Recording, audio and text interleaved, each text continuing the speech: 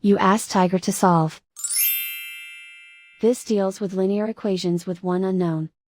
The final result is x equals 4. Let's solve it step by step. Group all constants on the right side of the equation. Subtract 17 from both sides. Group like terms. Simplify the arithmetic.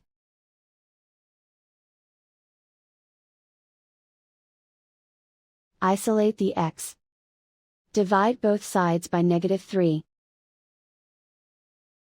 Cancel out the negatives. Simplify the fraction.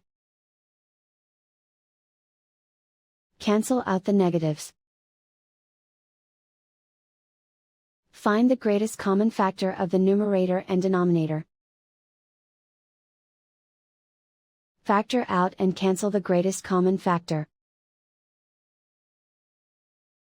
And so the final result is x equals 4.